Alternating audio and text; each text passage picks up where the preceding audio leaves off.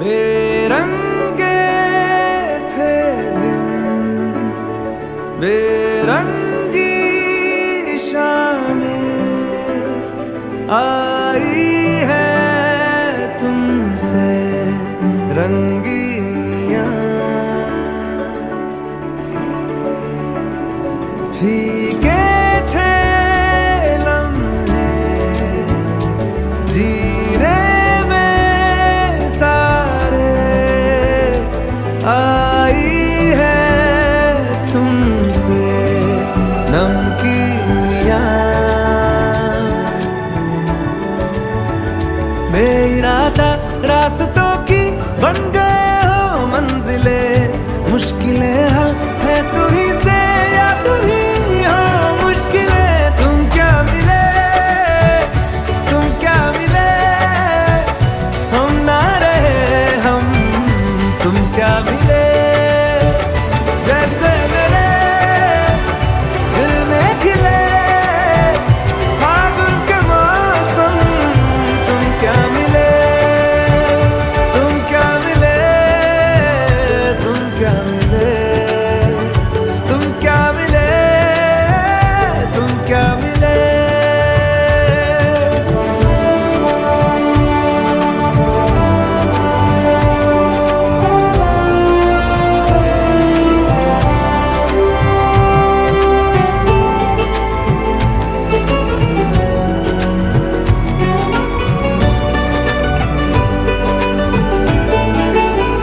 कोरे कागजों की तरह है इश्क बिना जवानियां, दर्ज हुई है शायरी में जिनकी है प्रेम कहानियां।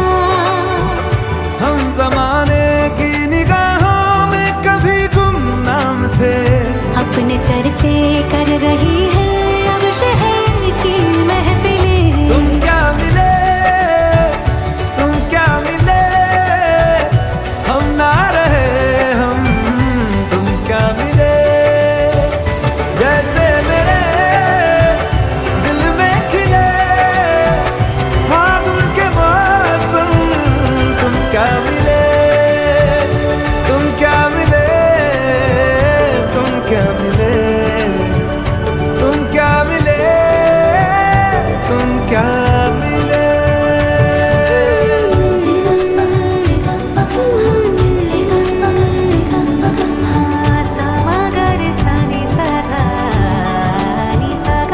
हम थे रोजमर्रा के एक तरह के कितने सवालों में उलझे, उनके जवाबों के जैसे मिले झरने ठंडे पानी के हो रवानी में, ऊंचे पहाड़ों से बहके ठहरे तालाबों से जैसे मिले। तुम क्या मिले, तुम क्या मिले, हम ना रहे हम, तुम क्या मिले। जैसे मेरे दिल में खिले फागुन के मौसम, तुम क्या मिले, तुम क्या मिले,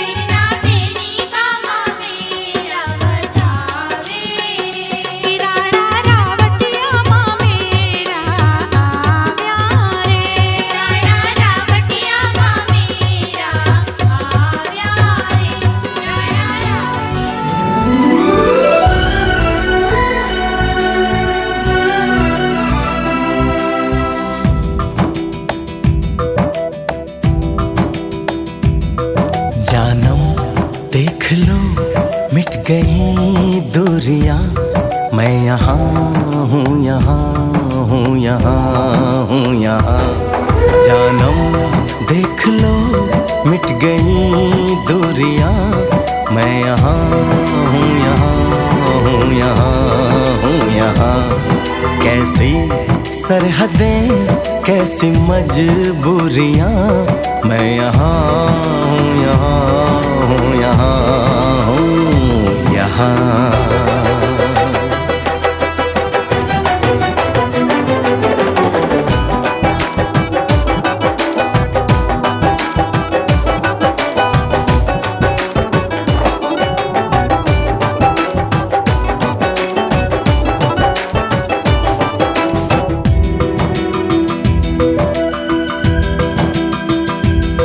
तुम छुपा ना सकोगे मैं वो राज हूँ, तुम भुला ना सकोगे वो अंदाज हूँ।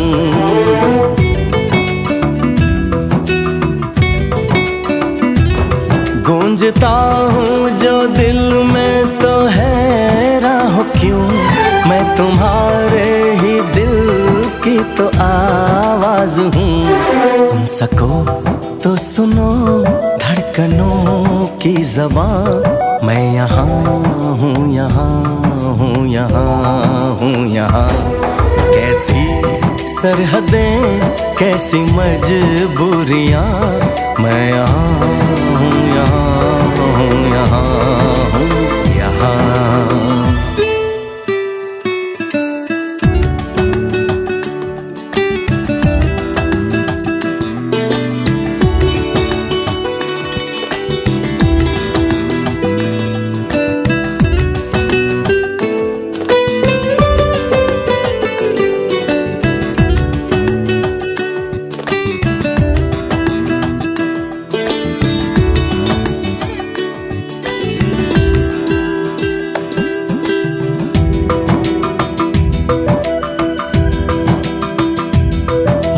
मैं अब तुम्हारे ख्यालों में हूँ, मैं जवाबों में हूँ, मैं सवालों में हूँ।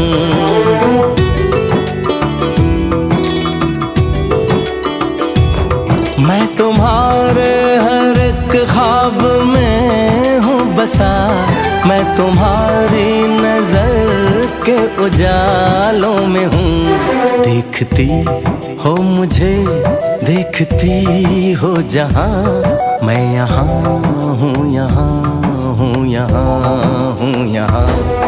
जानम देख लो मिट गई दूरियां, मैं यहाँ हूँ, यहाँ हूँ, यहाँ हूँ, यहाँ।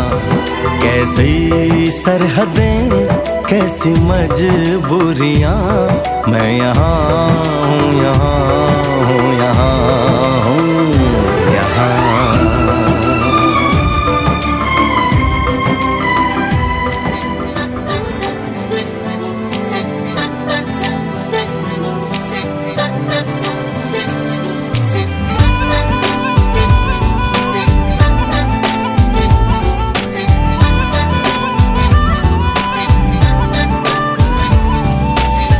दिल लेके दर्द दिल दे गए,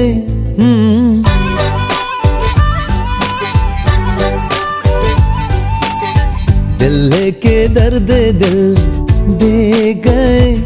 तुम जान जान कह के मेरी जान ले गए।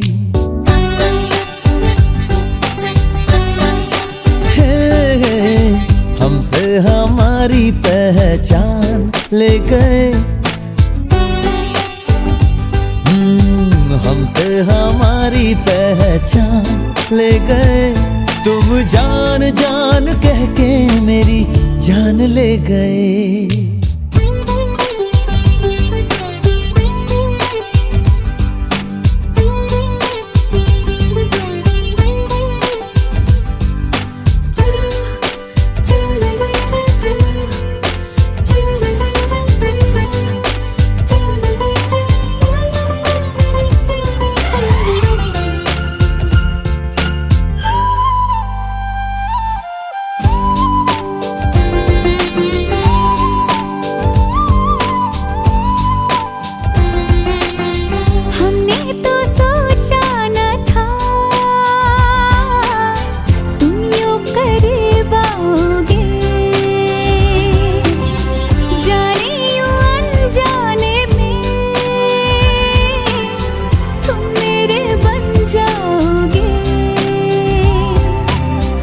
तूने छेड़े तार दिल के, आ चले हम साथ मिलके, आ चले हम साथ मिलके मेरे सनम। આ ભાઈના હાથમાં નારિયેળ નથી. નારિયેળ જે નારિયેળ શા માટે આપવામાં આવે? એક મંદિર છે અમદાવાદમાં, તમે શિવરંજનીથી આગળ જાઓ ને તો હનુમાન દાદાનું મંદિર છે. ત્યાં કેટલા બધા મંદિર ઉપર ત્યાં નારિયેળ બધા લટકાવે. તમને ખબર છે એનું શું થાય? ઓલા ગાંઠિયા ખાવા જાઓ કર્ણાવતી ક્લબની ત્યાં, એ જેટલા મંદિરમાં નારિયેળ આવે ને એનું મિક્સર બનાવીને અહીંયા પાર્સલ થાય. બાકી ભગવાન થોડા ખાવા આવે, આ તો માણસોએ ધંધા બનાવી નાખે છે ભગવાનના નામના. બરાબર, 4 રસ્તા આવે એટલે મંદિર, 4 રસ્તા આવે એટલે મંદિર. હવે એક ગામની અંદર હું તમને એમ કહું ને કે 10 કે 15 મંદિર હશે.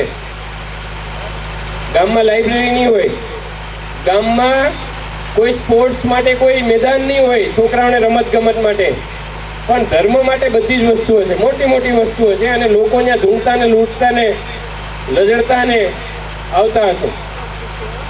ઘણા તો પેલી માનતા રાખે આમ આળોટતા પહોંચવાનો એમ. એટલે ભાઈ તું આળોટીને કદાચ ને મરી જઈશ ને તોય કંઈ નહીં આવે. ઓલા કરોડપતિ જાય ક્યાંય તમને એને હાલતા જોયા છે? ક્યાંય જોયા છે કરોડપતિને? ઓલો અમિતાભ બચ્ચન એક દિવસ એના ઘરેથી ચાલીને ખાલી મંદિર હતું ને ત્યાં પહોંચ્યો, ત્યાં તો મીડિયાવાળાએ એનો મસ્તો ફોટો છાપામાં આપી દીધો કે અમિતાભ બચ્ચન અહીં ચાલીને પેલું. પેલા એવા તો અમારે દરરોજ અહીંથી પાવાગઢ હાલીને જાય છે, એને આપો છો? એવા કેટલાય પાવાગઢ કે ચોટીલા જાય તો રસ્તામાં એક્સિડન્ટ થઈ જાય છે, એને આપો છો? એક ઘટના હકીકતની કે ભાઈ પેલા દશામાના વાર આવે ને 10-10 દિવસના, તો પેલું એનું ગામ છે કાંઈક દશામાનું મીનાવાડા. આ 4-5 વર્ષ પહેલાની ઘટના. એક બેન 30 વર્ષથી દશામાના વાર રહી, 30 વર્ષથી આખું પરિવારને લઈ અને મીનાવાડા જતા હતા. આ 2016ની ઘટના છે, આ હકીકત છે, છાપામાં આવેલી. અને એ બેન મીનાવાડા જતા હતા આખું પરિવારમાં 4 બાળકો, એમના પતિ, એ પોતે અને એક ડ્રાઈવર, એમ કરીને જતા હતા. જ્યારે તો થયું એવું કે મીનાવાડાની થોડીક આગળ ગાડી છે ને પલટી ખાઈ ગઈ, ઇકો, અને બધા મરી ગયા. એ બેન ખાલી જીવતા રહ્યા, એનો પણ હાથ પગ ભાંગી ગયા હતા. એ બેન જીવતા રહ્યા. એ બેન એટલું રોયા અને કેકળ્યા કે માં મેં આ માટે રહ્યા હતા. મેં વાત સમજાયું શું કહું? મેં આ માટે વાર રહ્યા હતા તમારા. તો ક્યાંય એવી રીતના કોઈ પરિણામ નથી મળતું કે તમે એમ કહો કે આવી રીતના થઈ જાય. આ બધી ખાલી બિઝનેસ છે. એમ કહેવાય કે પેલા ચોટીલાનું જે કંઈ ડુંગર છે એની ઉપર રાત્રે ના જવાય. શું કહે? રાત્રે ત્યાં ન જવાય. તો કે કેમ? તો કે સિંહ આવેલા. સિંહ ત્યાં ન આવે ભાઈ. સિંહ છે એ ગીરમાં આવે, ચોટીલાના ડુંગર ઉપર કોઈ દિવસ ના આવે, કારણ કે એનું વાતાવરણ એને અનુકૂળ નથી. સિંહ અહીંયા ના રહી શકે. સિંહ છે એ ગીર સોમનાથમાં જ આવે, કારણ કે એનું વાતાવરણ એને અનુકૂળ છે. ભાઈ રાત્રે ત્યાંથી પેલી પેટીમાં પૈસા ભેગા થયા હોય ને એ નીચે ઉતારવાના હોય ને એટલે કોઈને ઉપર નથી જવા દેતા. સમજો, આ સમજવાનું છે. તમને એમને ત્યાં ઉપર નથી જવા દેતા એવું નથી. બાકી ગેરંટીની સાથે આપણે કહીએ કે જો રાત્રે ત્યાં સિંહ આવતો હોય ને તો હું જાઉં. કોઈ સિંહ નથી આવતા ભાઈ, પણ લોકોને રમાડવામાં આવે છે. એના ટ્રસ્ટી કોણ છે, એ ટ્રસ્ટી શું કરે છે, એના છોકરા શું કરે છે, આનો અભ્યાસ આપણે કરવો પડે તો ખબર પડે કે ભાઈ અહીંયા હકીકતમાં શું ચાલી રહ્યું છે. બાકી ઓલા એમ કે કામ કરો અને આપણે એમ કરીએ તો કે હા તો ચાલે. બરાબર? એટલે લગ્ન છે એને સમજવાના છે. નારિયેળ શા માટે આપવામાં આવે ત્યાં આપણે પહોંચ્યા હતા. એને જાણવું હોય ને આવજો. હો, બાકી જેમ બાપ દાદા કરતા હોય ને એમ કરતા રહેશો ને તો કાંઈ નહીં મળે. આવનારી જે પેઢીઓ છે ને એ આમાં કાંઈ માનવાની જ નથી. XYZ સમાજ નહીં માને. પહેલાં તમે જો તહેવારનું કેટલું મહત્ત્વ હતું, લોકો કેવી રીતના તહેવાર મનાવતા હતા. અત્યારે તમે જોઈ લો તો ધીમે ધીમે જાગૃતિ આવી રહી સાથે થશે. એટલે માણસના મગજ ઉપર છે. મને એમ થાય કે આ ગામમાંથી હું બહાર નીકળું, સામે ભૂત થાય છે તો થાય જ, કારણ કે મારા મગજમાં એ આ વિરોચનનગર ગામમાં હું પહેલી વખત આવ્યો હોય, તમારા ગામમાં 17 જગ્યાએ ભૂત થતા હોય, પણ હું પહેલી વખત આવ્યો હોય તો હું તો તમારા ગામમાં જે ભૂત થતો હોય ત્યાં જઈને બેઠો હોય, કારણ કે મને ખબર નથી, મારા મનમાં નથી. સમજાય ને હું શું કહેવા માંગુ? તો નારિયેળ શું લેવાનું રાખવામાં આવે છે કહું? ઘણા એમ કે હું પરીક્ષામાં પાસ થઈ જાય તો હું તમને નારિયેળ ચડાવીશ, મને નોકરી મળી જશે તો હું નારિયેળ ચડાવીશ. એટલે તમારી નારિયેળના ભીખા છું, પણ આ મજૂરી કરશું નહીં. નક્કી કરી નાખ્યું, નક્કી કર્યું તો ભણવાનું ચાલુ કર્યું. એ જ વર્ષે 10માંથી માંડ પાસ થઈને 11માં આવ્યા. 11માં 70%, 12માં 70%, કોલેજમાં 70%, MSWમાં 70%, હમણાં LLBમાં પણ 70%. કે નારિયેળ શા માટે રાખવામાં આવે? એટલે આપણે રાખીએ છીએ, હજી ખબર નથી કોઈને. છે ખિસ્સામાં લીંબુ અને મરચું નાખે, પેલું લીંબુ અને ખીલી નાખે. શા માટે પણ ખબર છે? એમને એમ નાખવા જ માંડ્યા છો. ગામમાં આપણે જાય, જ્યારે જાન જાય તો કે ભાઈ મંદિરે નારિયેળ ફોડવા જવું જ પડે. પેલા સોપારી 4 રસ્તા આવે એટલે નાખવા જ પડે. પણ કેમ નાખવા પડે? કોઈને પૂછો. શા કારણથી? અમારે આંધળા નથી બનવું, અમારે એની પાસે રીઝન પૂછવું છે, કારણ પૂછવું છે. રાખડી શા માટે બાંધવામાં આવે છે? દિવાળી શા માટે મનાવવામાં આવે છે? હોળી શા માટે મનાવવામાં આવે છે? ગણપતિની જ પૂજા કેમ? શંકર ભગવાનની જાનમાં પણ ગણપતિ હતા, આવું કેમ? ખબર છે કોઈને? શાસ્ત્રો વાંચો તો ખબર પડે. શાસ્ત્રો વાંચો ને તો શંકર ભગવાનની જાનમાં ગણપતિ કેમ બેઠાડ્યા હતા? ત્યારે તો ગણપતિ નહોતા. આવું શિવ પુરાણમાં લખ્યું છે. વાંચ્યું કોઈ દિવસ? વાંચવું નથી આપણે. ગોપાલદાસ બાપુજી એમ કહે છે કે પાવાગઢ વાળો ચોટીલા જાય ને ચોટીલા વાળો પાવાગઢ જાય. મતલબ આમ આમે જાય તો છે ક્યાંય કે મને ખબર નથી પડતી. ગોપાલદાસ બાપુ કહે છે, બ્રાહ્મણ. હું તો નથી કહેતો. જે માણસો કહે એની વાત આપણે કહીએ, આપણા મહાપુરુષોએ કીધી. એટલે હું તમને કહું, નારિયેળ શા માટે રાખવામાં આવે છે? આપણે એમ કહીએ કે મંદિરમાં જઈને પેલો છેડો છોડવો પડે. કેમ ભાઈ? કેમ? આપો ઉદાહરણ. તમે લગ્ન થઈને આવે ને પેલો છોકરાને છોકરીને છેડો બાંધેલો હોય એ મંદિરે છોડવા જવો પડે. આવું કે કહો. કેમ ભાઈ? કેમ છોડવા જવો પડે? ન છોડીએ તો શું થાય? એ છોડી નાખીએ તો શું થાય?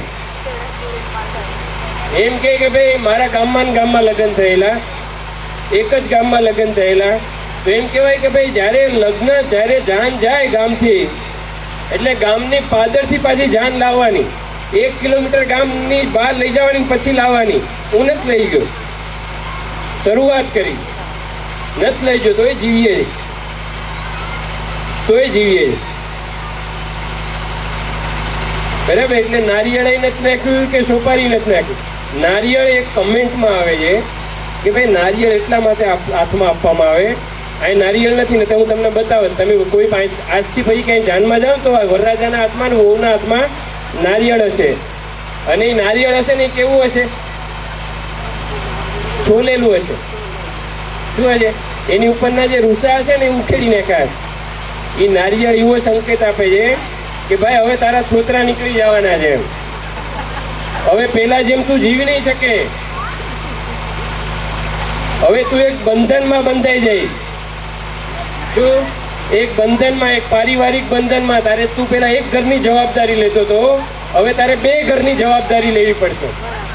તારે એક ઘરનું સાંભળતો તો હવે 2 ઘરનું સાંભળવું પડશે. સમજાય? પણ આપણને ખબર નથી. આ ભાઈ પીઠી નથી લગાવી. કેમ નથી લગાવી?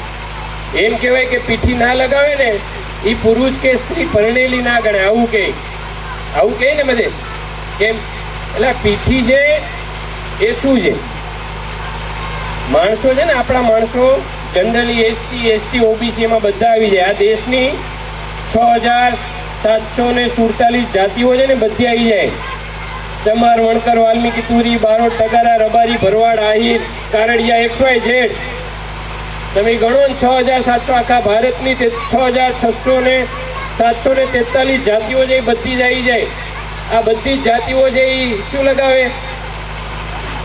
પીઠી લગાવે. એ કાળા હોય ને એટલે ધોળા થઈ જાય. આપણે તડકે કામ કરતા હોય ને એટલે થોડાક રૂપાળા દેખાય એટલા માટે આપણી પાસે કોઈ પેલા નહોતું. અત્યારે બ્યુટી પાર્લરને કરી આવીએ ને મસ્ત મેકઅપ, પેલા મેકઅપ નહોતા. એટલે આપણા માણસો સીધો અને સરળ રસ્તો કે ભાઈ છાશ લેવાની, એમાં હળદર નાખવાની, થોડીક કદાચ ચણાનો લોટ નાખતા હશે ઘણા, પછી લગાવી લે એટલે રૂપાળા થઈ જાય. એટલે ભાઈ તમે 2 દિવસ જ રૂપાળા રહેવાના, ત્રીજે દિવસે તો કામે જ જવાનું છે. જેટલા બી માથે કર્યા છે ને એ પૂરા કરવાના છે. એટલે માથે એટલા જ કરજો કે જેટલી તમારી કેપેસિટી હોય. પછી જમીન વેચાય, મકાન વેચાય, ઊંચી ના લેવા પડે, મા બાપના દાગીના મૂકવા પડે, એવું ના થાય. આ બધી જ વસ્તુ ધ્યાનમાં રાખી અને આપણે લગ્ન કરવાના થાય. લગ્ન જે એક સામાજિક સંસ્થા છે, જે ભણેલા હશે ને ખબર હશે, આ બધાને કમ્પલસરી કરવા પડે. ના કરે તો શું થાય, તમારી આજુબાજુમાં જેને લગ્ન ના કર્યા હોય ને એની હાલત જોઈ લેજો. મા બાપ ના રહે, પછી ખવડાવે કોણ, પછી એને સમાજમાં એવી નજરથી જોવામાં આવે, ખરાબ નજરથી, કે એ માણસ ધીમે ધીમે સમાજમાંથી ફેંકાતો જાય. એટલે એક સામાજિક સંસ્થા જે છે એને ટકાવી રાખવા માટે આપણે કેવી રીતના જીવવું, આપણા બાળકોને ભણાવી ગણાવીને કેવી રીતના મોટા કરવા, એને ભણીને કઈ રીતના આગળ વધારવા, એ બધા રસ્તા આપણા મહાપુરુષોએ આપેલા છે. અને એમણે કીધું એ પ્રમાણે જીવીએ ને તો ક્યારેય દુઃખી થાય નહીં. બાબા સાહેબે આર્થિક, સામાજિક, શૈક્ષણિક, રાજકીય, સાંસ્કૃતિક તમામ પ્રકારના પાસા મજબૂત કરવાનું કીધું છે. અહીંયા તમે બેઠા છો એમાં કીધું ને ઉર્વશીબેને કે ભાઈ અત્યારે આપણે કેટલા રૂપિયાની સાડી પહેરીએ, 2000ની, 3000ની, 5000ની. અહીંયા મધ્યમ આપણે વર્ગ છે.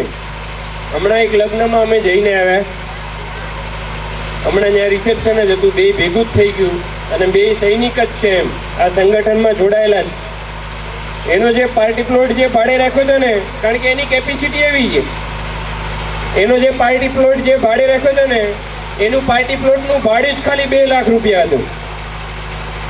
કેટલું?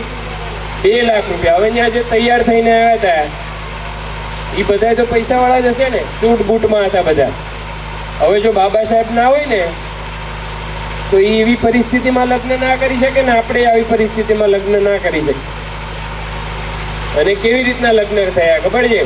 ગુજરાતની અંદર જાતિવાદ પુષ્કળ પ્રમાણમાં છે, ભારતમાં છે, પણ ગુજરાતમાં આપણે ડગલે ને પગલે જોવા મળે છે. હવે જે છોકરાના લગ્ન થયા એ છોકરો છે એ એસસી સમાજનો છે, છોકરી છે એ શીખ છે. કોણ છે? શીખ ધર્મની છોકરી છે. 2 બેંકમાં નોકરી કરે, બંનેને એકબીજાને પસંદ આવ્યું એટલે એના મમ્મી પપ્પાને વાત કરી, બંને શું કર્યું? સગાઈ કરી, લગ્ન કર્યા. તમે જુઓ, 1 વર્ષોથી હિન્દુ ધર્મમાં જીવતા હતા, 1 વર્ષોથી શીખ ધર્મમાં જીવતા હતા, એ બંને બૌદ્ધ વિધિથી મેરેજ કર્યા. કેટલું તાકાતથી પરિવર્તન! એમ કોઈ એમ કે પરિવર્તન નથી આવતું. એની જે ડિસ્પ્લે હતી ને એના ઉપર ગૌતમ બુદ્ધના ફોટા ફરતા હતા. આ પરિવર્તન પેલા શીખ લોકોએ એક્સેપ્ટ કરવા લાગી ગયા કે ભાઈ દુનિયાની અંદર કોઈ પણ માણસોએ માનવતાની વાત કરી હોય, સમાનતાની વાત કરી હોય તો એ ગૌતમ બુદ્ધ છે. આખું વિશ્વ માને છે. જાપાન, ઇન્ડોનેશિયા, ચીન, બધા જ દેશો. મોદી જ્યારે અહીંથી કંઈ વિદેશમાં જાય તો કંઈ બુદ્ધની ધરતી ઉપરથી આવ્યા. નીતા અંબાણી જાય શું કહે? બુદ્ધની ધરતી ઉપરથી આવ્યા. એમ કે ભાઈ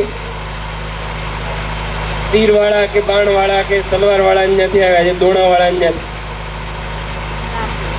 નથી કહેતા ને. સમજો, વિચારો, આ શરૂઆત છે. આજે જે શરૂઆત મેં કીધી ને એ કઠણ હોય, શરૂઆતમાં સંઘર્ષ કરવો પડે, પણ એ સંઘર્ષ જ્યારે શરૂઆતના દોરમાં કરીએ અને સંઘર્ષ ચાલુ રાખીએ ને, એક દિવસ એવો આવે કે એની વાત આપણે સ્વીકારવી પડે.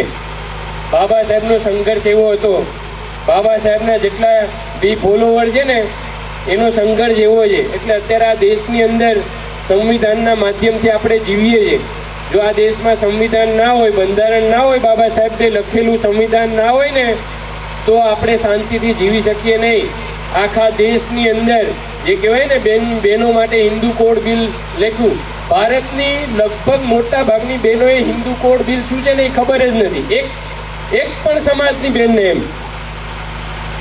એક પણ બેનની સમાજને ખબર નથી કે હિન્દુ કોડ બિલ એટલે શું. અહીંયા આપણે ઉદાહરણ તરીકે આટલા બહેનો બેઠા છે, આપણે આટલામાં લઈએ. આમાંથી જેટલા બી બહેનો છે એમાંથી કોલેજ કેટલાએ કરી? ઉપર હાથ કરો તો. કોલેજ પૂરી કરી હોય 2 બહેનો. જો તમને ઉદાહરણ આપું, 2 બહેનો કોલેજ કરી. કેટલી? 2 બહેનો. 10મું પાસ કેટલા બહેનો? 4 5 બહેનો આવ્યા. અભણ કેટલા બહેનો? ઉપર આઉટર બને, કમિશનર બને, IPS IAS બને છે ને. અમદાવાદની અંદર જે મેટ્રો ટ્રેન ચાલે છે ને એની ડ્રાઈવર એક લેડીઝ છે. ટ્રેન ચલાવે લેડીઝ, બેંક મેનેજર હોય 2 લેડીઝ. તમામ જગ્યાએ બહેનોનું વર્ચસ્વ આવી ગયું છે એમ. તો બાબા સાહેબ આ સમાનતાની વાત કરતા હતા. બાબા સાહેબ એવી નતા વાત કરતા કે કોઈ પર્ટિક્યુલર એક જાતિના માણસો છે આ દેશમાં રાજ કરે. નોકરિયાત બી હશે, નોકરિયાત બી છે ને અહીંયા. તો હું તમને એમ કહું, એસજી હાઈવે પર હાઈકોર્ટ આવી છે. શું આવી છે? હાઈકોર્ટ. હવે હાઈકોર્ટની અંદર જે મેન જજ છે ને એ કઈ જાતિના છે ને એ જોઈ લેજો. જજ જે હોય ને જજ એ કઈ જાતિના છે. અહીંયા હાઈકોર્ટમાં છે, સુપ્રીમ કોર્ટમાં છે, જે ઊંચા પદ ઉપર જે માણસો બેઠા છે એ તમામને જોજો તો તમને ખબર પડે કે કઈ જાતિના માણસો છે. અને પછી એમ કે અમે ભણેલા ગણેલા હોશિયાર. એટલે ભાઈ તમે ભણેલા ગણેલા હોશિયાર નહોતા, તમને અમને ભણવાનો અધિકાર જ ના આપ્યો. બાકી જો ભણવાનો અધિકાર તો મળ્યો ને એટલે છોડતા નથી. કહેવાનો મતલબ છે આપણે તો કે ભાઈ ગૌતમ બુદ્ધે કીધું છે કે માનવતાના માર્ગે ચાલવાનું. ડૉક્ટર બાબા સાહેબ આંબેડકરે કીધું છે કે સંવિધાનનું ઉલ્લંઘન ક્યારે કરવાનું નહીં. જે દેશની અંદર જે કાનૂન ચાલતો એને વિરુદ્ધ જવાનું નહીં. એટલે જે તે સમયે આ દેશની અંદર જે મનુવાદની સિસ્ટમ હતી એના પછી જે અંગ્રેજો લાસ્ટમાં આ દેશમાં આવ્યા તો અંગ્રેજોના કાનૂન હતા. અને ડૉક્ટર બાબા સાહેબ આંબેડકર એ સમયમાં લડત આપતા હતા. કોની સામે લડત આપતા હતા? કોની સામે લડત આપતા હતા? મનુવાદીઓ સામે. કારણ કે ઓલાને તો દેશ આઝાદ કરવો હતો. પણ જ્યારે સાયમન કમિશન આ દેશમાં આવ્યું ત્યારે બાબા સાહેબે સાયમન કમિશનને રિક્વેસ્ટ કરી કે તમે આ દેશને આઝાદ તો કરી જશો. શું કરી જશો? આ દેશને આઝાદ કરી જશો, પણ આ દેશમાં ગુલામોના ગુલામ અમે. એટલે અમારી આઝાદીનું શું એમ. ત્યારે પછી સંવિધાન લખવાની વાત આવી તો બાબા સાહેબે જે અંગ્રેજોનું જે સંવિધાન હતું એને ધ્યાનમાં રાખી અને બાબા સાહેબ આંદોલન કરતા તો ક્યારે બી ડૉક્ટર બાબા સાહેબ આંબેડકર જેલમાં ગયા નથી ગયા. બરાબર? કારણ કે એ શું કરતા હતા? અંગ્રેજોએ જે કીધું એ પ્રમાણે કરતા હતા. તો આપણે પણ આપણા બાપ દાદાએ જે કંઈ કીધું છે એ પ્રમાણે આપણે કરવાનું. એક છેલ્લી વાર્તા કરીને મારી વાત પૂરી કરું છું. કારણ કે સામેથી દાંડિયાનો ઓર્ડર આવે ગરબા રમવાનો. બરાબર ને? પૂરું કરીએ છેલ્લી વાર્તા કરીને.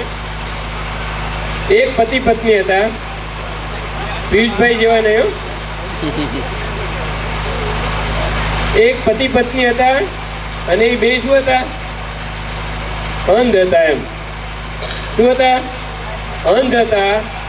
એટલે જ્યારે આંધળા હતા પતિ પત્ની તો થયું એવું કે ભાઈ એના ઘરે જ્યારે રસોઈ થતી તો રસોઈ થતી એટલે શું થતું કે ભાઈ જેવો જ રોટલો ઘડે અને પેલા ઉપર નાખે પાટલા ઉપર એટલે થોડી વારમાં એ રોટલો ત્યાંથી ગાયબ થઈ જાય. એટલે બેન ત્યાંથી આમ હાથ ફેરવે કે રોટલો તો ગાયબ થઈ ગયો. એટલે એના પતિને રિક્વેસ્ટ કરી એણે કે તમે અહીં બેઠા રહો એક લાકડી લઈને, જેથી કરીને આ રોટલો કોઈક બિલાડી કે કૂતરો લઈ જાય, એ ના લઈ જાય. એટલે એ બહેનોએ રોટલા ઘડવાનું ચાલુ કર્યું અને રોટલા ઉતારતા જાય. ઓલા ભાઈ છે ત્યાં પેલી લાકડી ઠપકારતા જાય એટલે કૂતરો કે બિલાડી આવતો હોય ને એ ભાગી જાય. થોડા વર્ષ પછી થયું એવું કે એના ઘરે એક બાળક આવ્યું, એનો જન્મ થયો બાળકનો. ધીમે ધીમે બાળક મોટું થયું, આ દરરોજની ક્રિયા જોતો રહ્યો એ. પછી ધીમે ધીમે થયું એવું કે એના પણ લગ્ન થયા. પછી થોડા ટાઈમ પછી શું થયું કે એના પપ્પાજી એક્સપાયર થયા, મમ્મી પણ એક્સપાયર થયા. પણ પેલી જે રીત હતી ને એ એને જોયેલી. એટલે એના પત્ની જ્યારે રોટલા ઘડવા બેઠે એનો છોકરો લાકડી લઈને બેઠી ગયો. શું કહે? લાકડી લઈને બેઠી ગયો. એટલે પત્નીએ કીધું કે તમે આ શું કરો છો? તો કે અહીંયા અમારા ઘરનો રીત રિવાજ છે કે જ્યારે કોઈ રોટલા ઘડવા બેસે એટલે લાકડી લઈને આપણે ઠપકારવાનું એમ. એટલે એ બેને કીધું કે તમે ગાંડા ના થાવ, એ તો તમારા મમ્મી પપ્પા છે આંધળા હતા, એટલા માટે એને એ કરવું પડતું. તો આપણે બે તો દેખીએ છીએ, એટલા રીત રિવાજ નથી, બરાબર. પણ શું થઈ કીધું કે ભાઈ વર્ષોથી પેલા કરતા હતા ને એ કરવાની એને આદત પડી ગઈ હતી. એક બેન ભણેલા હતા, એના એક ઘરમાં લગ્ન થાય છે, ભણેલી દીકરી હોય તો એના લગ્ન થયા એટલે એના પિયર સાસરે પગ જાય છે જ્યારે, ત્યારે એના સાસુ છે એને મંદિરે લઈ જાય. ક્યાં લઈ જાય? મંદિરે લઈ જાય. એટલે મંદિરની બહાર જેવા જે બેન આવે એટલે ઓલા બેનને વહેલા ઉઠાડે મંદિરે લઈ જવા માટે, એટલે ઓલાને ઉઠતા આળસ આવે. એટલે એ બેને શું કીધું, ભણેલી ગણેલી હતી, મંદિરે લઈ જાય. એટલે મંદિરના જેવા એન્ટરમાં જાય તો ઓલા બે સિપાહીઓ ઊભા હોય ને ગેટને જ્યાં, તો એના સાસુને કે સાસુમાં ખસી આવો, પેલા બે સિપાહીઓ છે ને એ મારશે આપણને. એ કે ગાંડી તો પથ્થરના છે, એ થોડા આપણને મારે એમ. એ કે એવું છે? તો કે હા. તો કે ચલો આગળ. થોડાક આગળ જાય તો ત્યાં શું હોય, કોઠીઓ બેઠો હોય ને મંદિરમાં, તો કે ત્યાં ઓલો કોઠીઓ બેઠો છે, આપણને મારશે. તો કે એ તો પથ્થરનો છે એમ, એ થોડો કંઈ મારે. પછી આગળ જાય છે મંદિરમાં મૂર્તિ હોય અને એમ કે હાથ જોડીને તારે જે માંગવું હોય એ માંગ. તો એ બેન કહે છે ગણેલા એ કે માજી પેલા સિપાહીઓ પથ્થરના છે, આ ખૂંટીઓ પથ્થરનો છે, તો સામે મૂર્તિ છે એ પણ પથ્થરની છે, આ બે કંઈ કરી નથી શકતા, તો આ મને શું કરી દેશે એમ. તમે ખોટી માંગ કરો છો, ત્યાંથી કંઈ મળે નહીં. અને એમ કહેવાય કે જ્યારે મંદિર બનતું હોય, બરાબર, ત્યારે મંદિર બને ને તો પાયો ગોળાય, એની અંદર બધાય જે કારીગર હોય ને પાન માવો ફાકી ગુટખા બધું ખાતા હોય, મજૂરી કરતા હોય, એ મંદિરમાં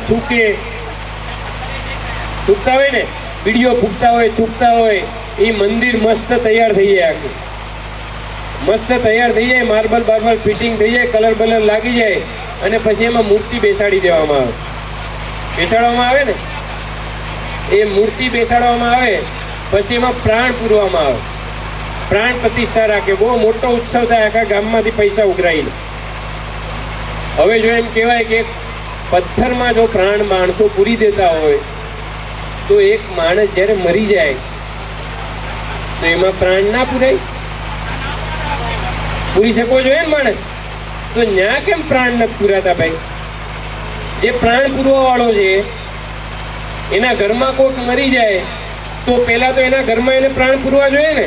એટલે આ બધી ખાલી દંતકથાઓ છે, ખાલી રમાડવાના ધંધા છે.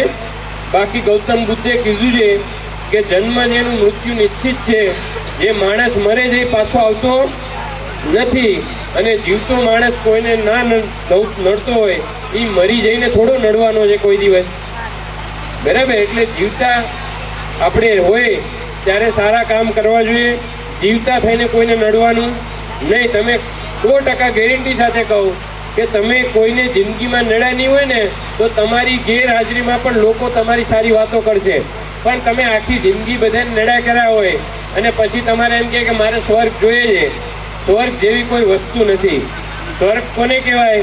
કે જ્યાં આપણી મા હોય, જ્યાં આપણા બાપા હોય, જ્યાં આપણી બેન હોય, જ્યાં આપણા દીકરા હોય, જો બધાની હાજરી હોય ને સ્વર્ગ કહેવાય.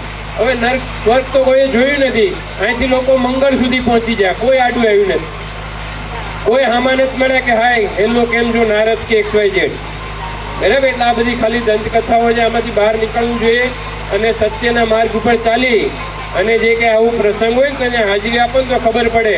આપણે ખાલી ઢોલકા કે પેલા મંજીરા વગાડવામાં જ તનમન નથી રહેવાનું, એમાંથી બહાર નીકળવાનું છે. તો આવનારી પેઢી ભણશે, આમાં તમને તારણ નીકળી ગયું હશે. 2 બહેનો ગ્રેજ્યુએશન કરેલ છે, જો આપણે બાબા સાહેબને વહેંચ્યા હોત, મહાનાયકોને વહેંચ્યા હોત ને તો બધા બહેનો ભણેલા હોત. આટલો ફરક છે. જય ભીમ, નમો બુદ્ધાય. વધારે વાત નથી કરતો, નહીં તો પિયુષભાઈને પછી વધારે પ્રેશર આવશે અને મને અહીંથી કોક કાઢી મૂકશે. જય ભીમ, નમો બુદ્ધાય. 2 minute. Because powerful people makes powerful places. કારણ કે પાવરફુલ પીપલ હોય ને એ પાવરફુલ સ્થળ બનાવી શકે. આપણે પાવરફુલ છીએ તો આખો ભારત દેશને શું બનાવી શકીશું? પાવરફુલ બનાવી દેશું. મહાનાયક જે બેનરમાં દેખાય છે એ બધા મહાનાયકો છે ને જ્યારથી ખબર પડી છે અને મરણ પામ્યા, નિર્વાણ પામ્યા, ત્યાં સુધી એમને છે ને સમાજ હિત માટે કામ કર્યું છે. આપણે છેવાડે જ રહીએ છીએ અને અમારું ઘર તો છેલ્લે જ છે.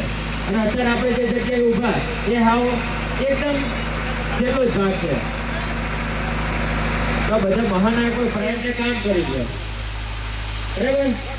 તો સાવધાન કહું તો બંને પગ ભેગા રાખવાના છે. એ બોલવાના થાય કે જય ભીમ તો જય ભીમ, આવાજ દો તો હમ એક છે. કારણ કે આપણે જાતિ પેટા જાતિ પરાગણાવાદમાં આપણે માનતા નથી.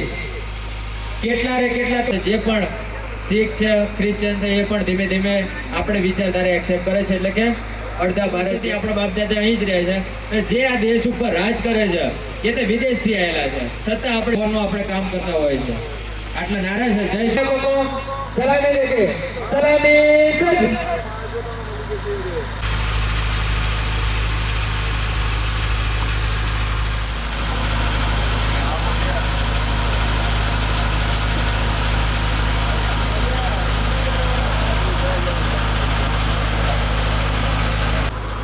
एक साथ जय भीम, जय जोहर, जय जोहर, जय जोहर, जय जोहर, जय मुल्लेवासी, जय मुल्लेवासी, जय मुल्लेवासी, आवाज दो, आवाज दो, आवाज दो. કેટલા રે કેટલા. જય ભીમ,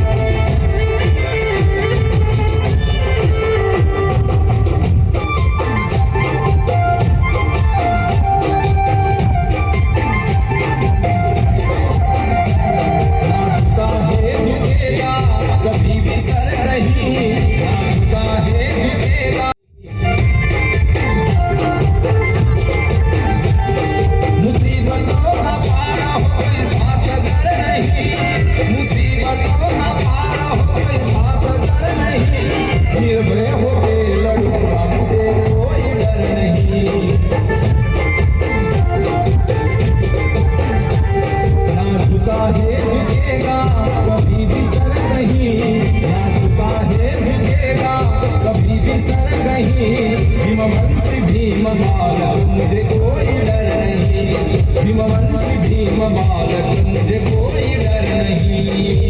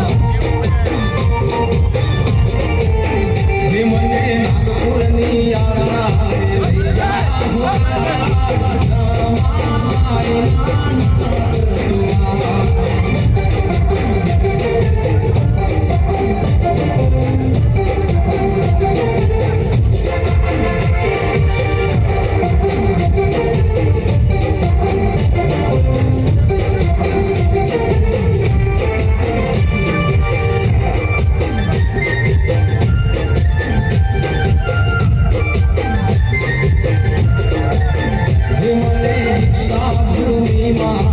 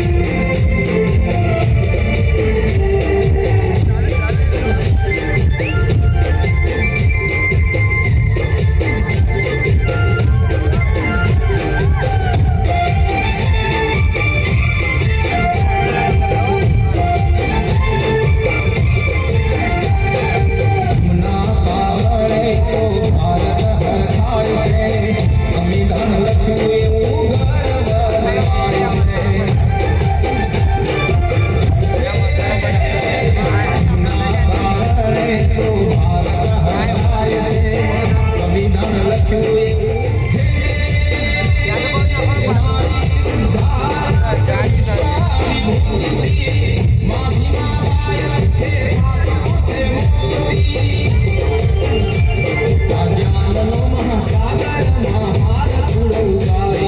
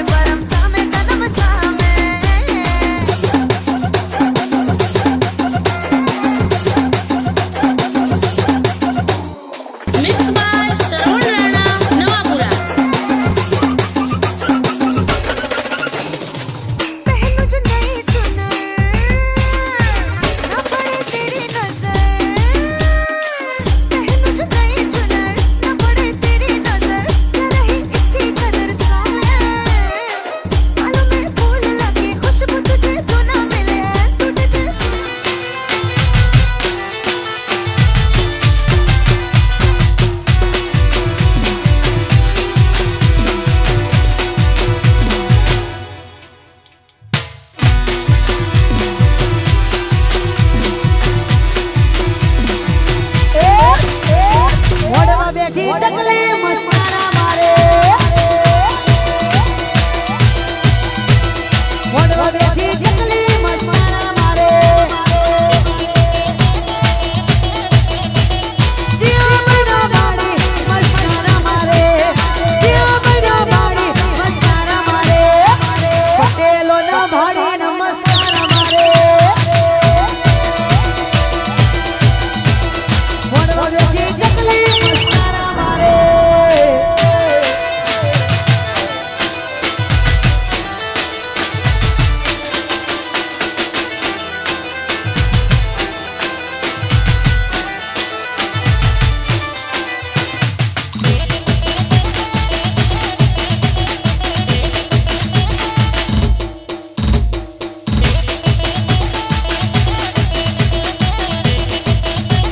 એ ભાઈ મોઢો બેઠી ચકલી મસ્કારા મારે મોઢો બેઠી ચકલી મસ્કારા મારે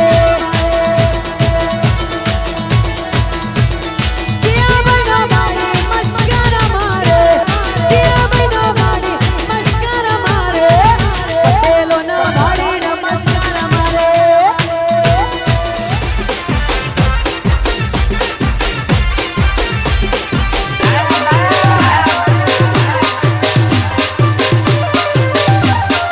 અલા પાણીયા કેવું અમારો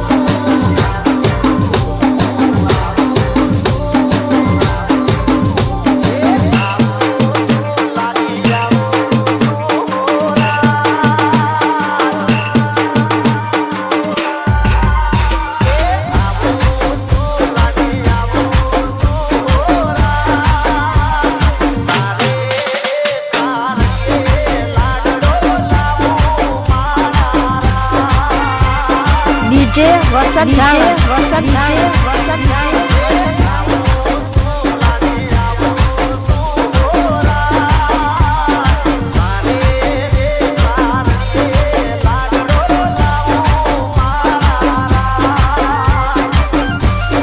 अरे हटा चल अपना बजा